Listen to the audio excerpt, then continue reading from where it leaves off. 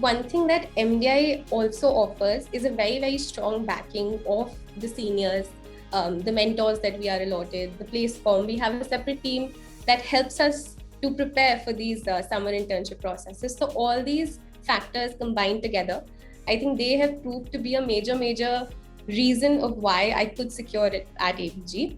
Of course, along with the fact that my friends and family were always there to support me.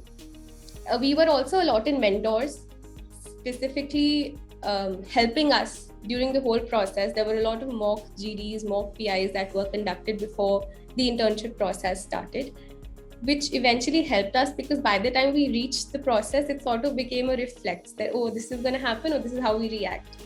So that is the kind of preparation we came from. So yes, definitely there was a lot of support that was provided.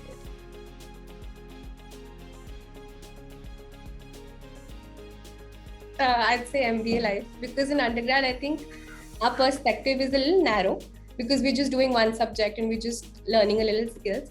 In MBA, I feel that in a span of say 3 months, I had learned that much that I did not sort of learn in say a year.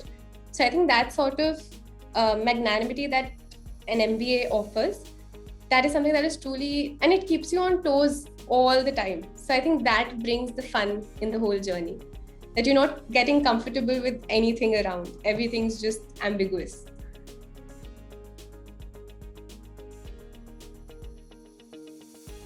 I feel it has to be the presentations bit because at the very start, when I used to get really nervous, I would just fumble a lot of things, and in a class of say 60 and then the faculty is sitting, so just fumbling out random things. I think that is the most embarrassing moment that has happened.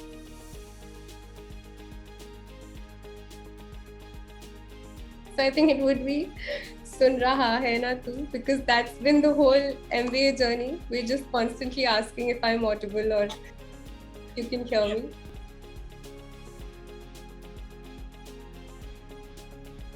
So I feel as B school students and me being a fresher, there are certain factors that we should look at while selecting what our dream company should look like. The first being the kind of opportunities that organization offers.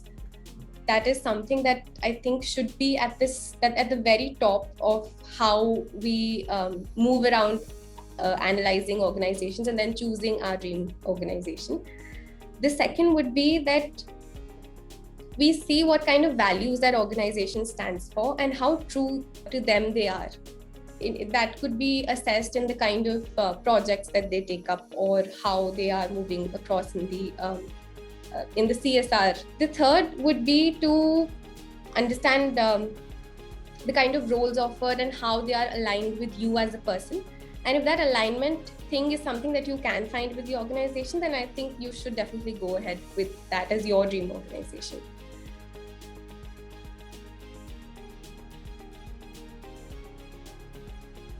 For ABG, it was a 3-round process. In the first round, there was a very, very rigorous written assessment wherein we had a lot of tests. There were around 5 to 6 tests that tested different abilities of an individual and how they could be the right fit for the organization. Then moving ahead, there was a GD. It is something that was very, very new. It happened in a sense that there were around 6 people and we were divided into groups of 3 each. So both of the sides would be negotiators. However, one would be the labor side and one would be the entrepreneurs and the head side, basically. And we had to negotiate. And then, so we were negotiating, and then within like 10 seconds, there was a switch. And then we suddenly became the negotiators, and the other side was the one negotiating with us. So I think that was something very, very new, and it kept us on our toes during the whole process. During the PI process, again, the questions were very, very direct in terms of, because they had our CVs, so they were asking very questions that were truly personal to an individual and not generic questions. So I think in every answer of mine, I was very, very authentic if they asked why I did a certain thing or how I would approach a certain situation.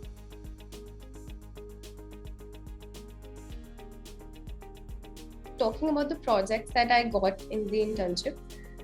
there were two major projects that I worked upon. One was with the marketing and business development team of the pulp and fiber business. And second was an overseas project wherein I worked with the Indonesia-based IBR team, being on the topic of job analysis and evaluation. So there were a lot of collaboration that went through. The second project under the marketing and business development team was around building an HR dashboard. Then there was another thing involved wherein we looked at various business case restructurings that were happening in the organization. And I was very, very fortunate to be a part of such a project because I could see a restructuring happening live and what my project could have that impact on the whole organization. Looking at the IBR project, so it also involved the JD bit, and we collaborated with people from various nationalities that were involved, and that is something that gave me a global exposure. So being in a summer internship and getting a global exposure was something that I was truly grateful for.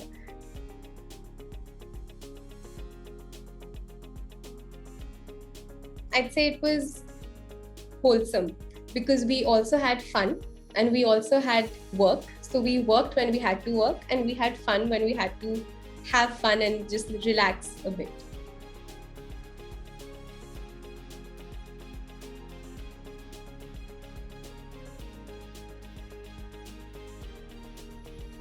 What set Niyati apart were basically three things. One, she was a self-starter. Two, she had a great learning agility. And three, she was very consistent. Basically, she's not just a hard worker, but a smart worker as well. She dealt really well with all the stakeholders and performed all the tasks that were asked of her. Things about Niyati that actually got her the intern of the year. One is she strove to be the best in every possible field.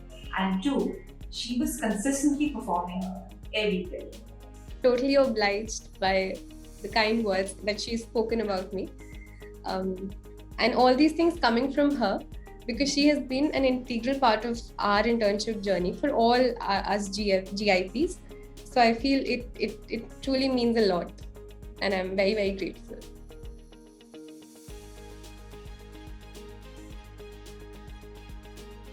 So I feel recruitment is a part of an HR's role, but no, I don't think we can just limit it to this, to just scrolling on LinkedIn. It is a part, but no.